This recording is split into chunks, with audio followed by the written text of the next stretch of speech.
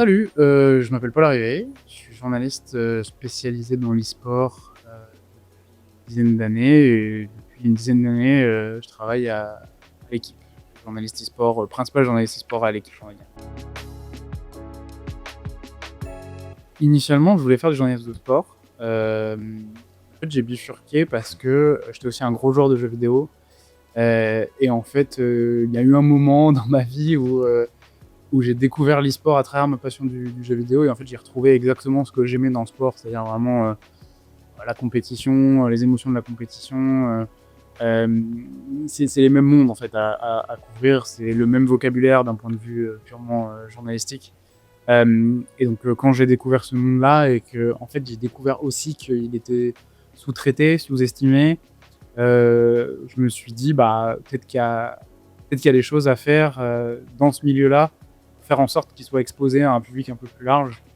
Et j'ai eu un peu de chance parce que j'ai été assez vite recruté à l'équipe pour pouvoir faire ça justement. Donc voilà, c'est à la fois passion du sport d'un côté, passion des jeux vidéo pour l'autre, qui se croisent un peu par hasard initialement et qui font que je me retrouve là et depuis 10 ans. Justement, ça c'est un point qui est assez marrant parce que moi j'ai beaucoup de débats avec les gens dans le monde du sport, des gens qui disent ah mais c'est pas du sport, ce genre de choses. Moi qui ai beaucoup couvert le sport quand j'étais étudiant en journalisme et qui connais maintenant très très bien le monde de l'e-sport, c'est exactement la même chose. La manière de travailler, de traiter le sujet est exactement la même et c'est normal, pourquoi c'est de la compétition. Donc c'est aussi simple que ça, on peut débattre ensuite sur les questions physiques, etc. Mais au moins dans la manière de travailler, dans le, comme je disais juste avant, le vocabulaire à utiliser, c'est la même chose. Il y a pas du tout de différence entre le sport et l'e-sport. C'est simple parce que l'e-sport est un sport. Moi, j'ai un peu un avis un peu peut-être bizarre à ce sujet. C'est-à-dire que pour moi, l'e-sport, c'est toujours vu plus gros qu'il n'était, ou du moins a été vendu comme plus gros qu'il n'est et qu'il n'était. Pour moi, l'e-sport, ça reste une niche aujourd'hui. Très grosse niche. La preuve ici à Lyon, mais la preuve sur Rocket League, sur Fortnite, la preuve l'année dernière avec les Worlds en France, mais même partout dans le monde. Il y a des pays où c'est plus fort que d'autres. Bien sûr, en Chine, en Corée, il y a certaines disciplines, certains jeux qui sont parmi les sports les plus suivis dans certains pays, mais globalement, à l'échelle à la fois du monde et même de manière plus restreinte à l'échelle de la France, ça reste une niche. Ça reste une niche avec un très très gros potentiel et je pense que l'e-sport deviendra une discipline grand public dans 20, 30, peut-être un peu plus, 30 ans avec les renouvellements générationnels. Mais ça reste une niche aujourd'hui. Cependant, une niche qui grossit avec de plus en plus d'importance, avec de plus en plus de jeux, de plus en plus de clubs, de fans, de gens qui s'y intéressent. Il y a eu des gros accélérateurs avec des gens comme des créateurs de contenu, comme Kameto, comme Squeezie et le retour de Gotaga avec lui, d'autres ailleurs comme Ibai en Espagne. Mais comment dire, en fait, c'est assez bizarre parce qu'aujourd'hui, c'est dur de couvrir les sports de la même manière que le sport, parce que c'est difficile de capter l'attention des gens de manière aussi forte que dans le sport. Ça viendra. Mais du coup, il faut être un peu plus malin. Il faut être plus malin dans le traitement, il faut être plus malin dans comment on présente comment on présente les choses.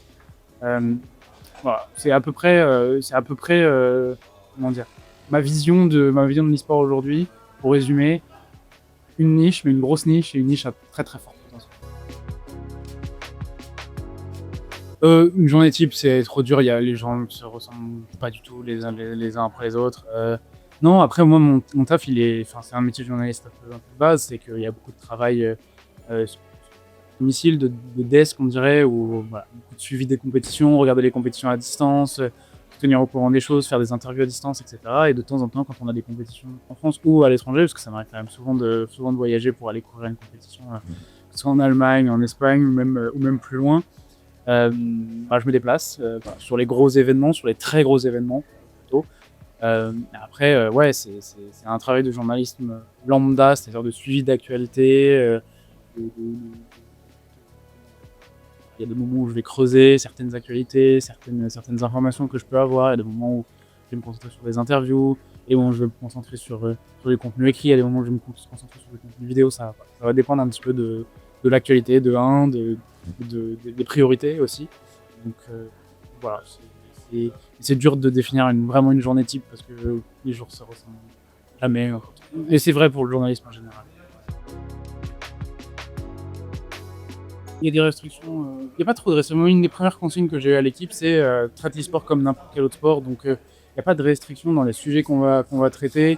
Et je dis on parce qu'on est deux à travailler vraiment à quasiment temps plein à l'équipe. Il y a moi qui suis à temps plein et Corentin Farbeau qui est pigiste mais qui travaille avec un volume assez important très important sur l'e-sport. Voilà, on est assez libre dans ce qu'on fait avec vraiment ce truc de quand même de suivre le fil des actus parce que l'e-sport c'est pas une discipline uniforme parce que dans l'e-sport t'as plein de disciplines et l'e-sport n'est pas l'équivalent du foot, c'est plutôt LOL qui serait l'équivalent du foot et CS l'équivalent du basket, etc. Donc ça rend un peu les choses difficiles parce que du coup on se retrouve à couvrir plein de choses différentes. C'est aussi pour ça que les jours se ressemblent pas et se ressemblent jamais même. Mais du coup ouais on est assez libre. C'est juste que par moment, l'équipe étant une vieille machine, c'est normal. C'est quand même un média qui a beaucoup d'années d'expérience derrière lui, quasiment 80 ans. Voilà, c'est compliqué parfois d'amener des nouveaux formats, des formats qui touchent principalement les jeunes, parce que aujourd'hui les gens sont jeunes. La tranche d'âge des gens qui consomment les médias à l'équipe sont un peu plus âgés. Donc il y a parfois un petit décalage comme ça. Mais bon, parfois c'est quand même plus un challenge qu'autre chose et quand même assez cool d'essayer d'amener cette nouvelle vision, un peu ce nouveau regard. Alors ça c'est marrant parce que c'est quelque chose qu'on a complètement abandonné, ou à peu de choses près. C'est-à-dire que vraiment, moi ça fait quand même plusieurs années maintenant que je pars du principe qu'on n'arrivera pas à convaincre les gens que les médias ont un peu, habitué à dénigrer les jeux vidéo en général. De leur dire non mais attendez, finalement c'est des athlètes, les gens qui jouent des jeux vidéo, les e-sportifs, voilà, on les rattrapera pas. Moi je pense que vraiment il faut se concentrer sur le public e-sport. Comme je disais tout à l'heure, c'est une niche parce que quand je dis niche, c'est que l'e-sport ne touche pas le grand public au sens large. Il faut se concentrer sur cette niche parce qu'elle est tellement grosse qu'il y a une demande importante de contenu journalistique de la part de cette public en fait. Que en fait essayer de faire comprendre aux personnes plus âgées qui ne s'intéressent pas du tout à l'e-sport parce que c'est pas naturel pour eux et ils vont pas regarder des équipes d'e-sport françaises comme ils regarderaient le championnat du monde de badminton par exemple, une finale s'il y avait un français. Ça sert à rien d'essayer de les viser et je pense que c'est plus intéressant d'essayer de faire du contenu assez spécialisé et pertinent aux gens qui aujourd'hui s'intéressent à l'e-sport en se disant que dans en fait 20-30 ans ce contenu là il sera encore plus pertinent parce que cette public-là, il va faire que grossir. Maintenant, ceci étant dit, ça reste quand même un défi chez nous de faire en sorte que ce soit compréhensible. C'est-à-dire que vraiment, dans le vocabulaire qu'on utilise, dans la description qu'on va faire dans les articles, dans les vidéos, on fait en sorte que ce soit compréhensible par le fan d'e-sport et par ses parents. C'est un peu comme ça que je décris le truc. Mais on le suit quand même beaucoup moins qu'auparavant et on cible beaucoup moins des angles, des approches qui sont grand public.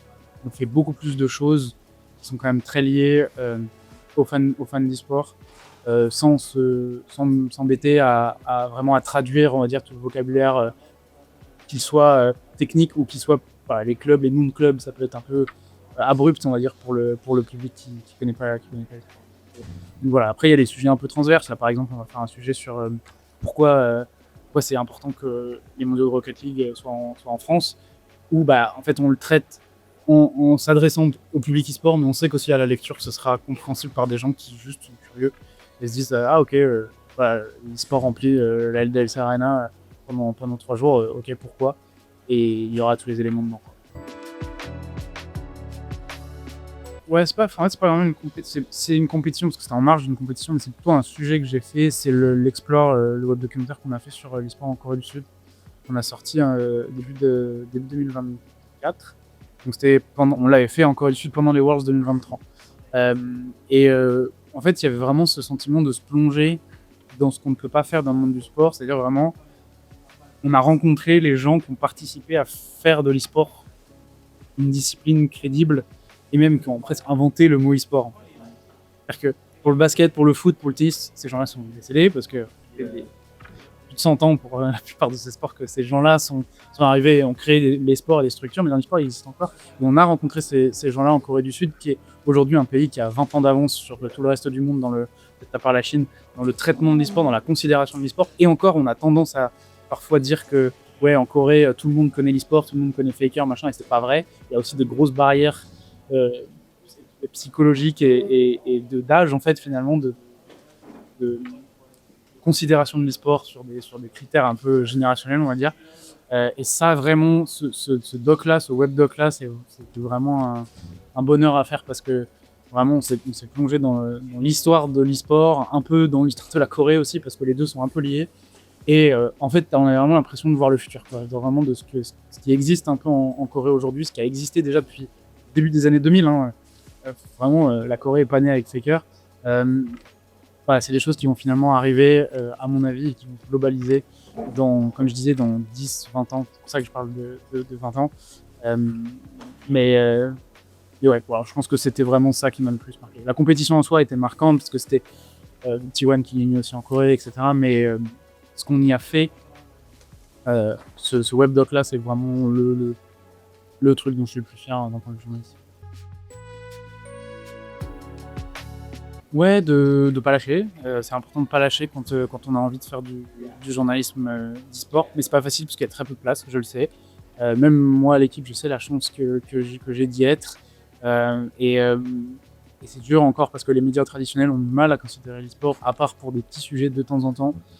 Suivre l'e-sport de manière régulière, quasiment personne ne le fait aujourd'hui dans le journalisme, on va dire, traditionnel en France. Je pense que ça viendra, je pense qu'il y aura plus de place pour ça plus tard. Par contre, ce qu'il faut, c'est pas lâcher et utiliser ça comme une force pour justement faire sa place dans les médias généralistes et les faire évoluer aussi, à faire évoluer à la fois leur regard sur l'e-sport, la discipline, la place que ça a, l'importance que ça a pour le public jeune en général en France, même si globalement les jeunes restent quand même plus fans de foot que d'e-sport, évidemment, mais quand même, parce que l'e-sport est assez haut dans la hiérarchie, dans les sports préférés des jeunes, mais aussi les plateformes, les formats, les réseaux sociaux en général, YouTube, Twitch, où je pense que le journalisme a besoin de se réinventer et de toucher les générations qui aujourd'hui se sont un peu détachées des canaux traditionnels, on va dire, que ce soit les médias papier ou même la télé, la radio également bien sûr.